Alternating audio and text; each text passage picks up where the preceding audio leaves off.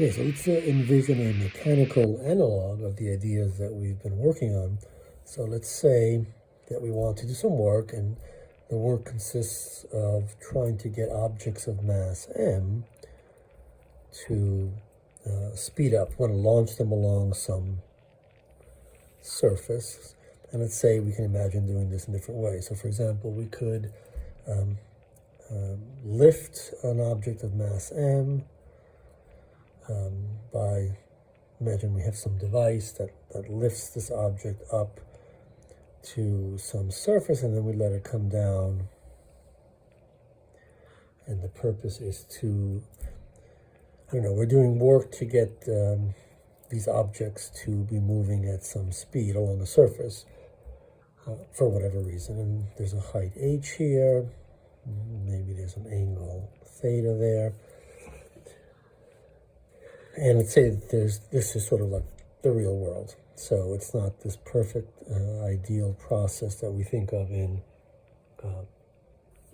mechanics, but there's some friction on the surface, and so we have this device that lifts the object up. It does work on the object, right? We can say the work is mgh, and then we let the object go. It comes down, and it comes down with some speed. That's what we wanted to produce. So we have, by conservation of energy, we can say we'll get kinetic energy, but we'll also have work done by friction. There's negative work there, and in terms of this expression, we would have some energy there that's lost that we put here as mg times that distance, which what's that distance? Well, we wrote this in terms of the height here, so we end up with h over the sine of theta as the distance along here. Well, it made it a little bit strange, the drawing here. Let's redraw this. So it's really more something like that. Okay, and there's a coefficient of friction mu, and so that's more accurate.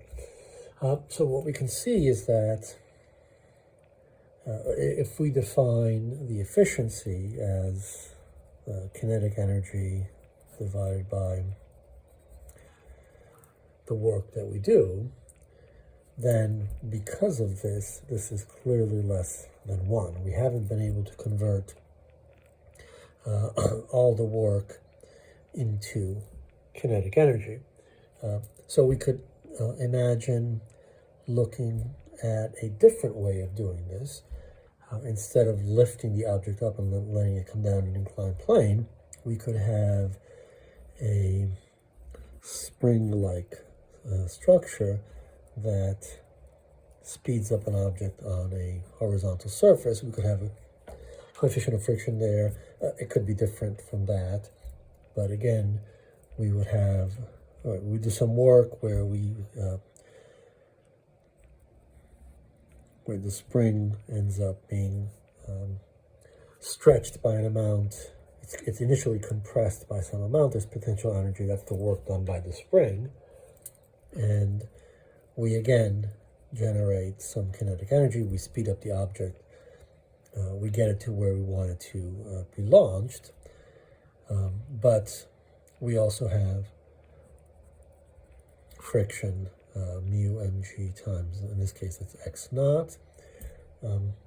So again, we see that if we define the efficiency in this way, this is again less than 1. It could be that the efficiency in one situation is greater than the other, right? So we can ask that question: how do we maximize E? Can we do that? What's the sort of maximum value of E that we can generate? And of course, we want to think of, as we were thinking thermodynamically, of processes that continue to do this kind of thing. So they are cyclical processes, right? And basically, that's where we get the concept of an engine, a cyclical process that does work.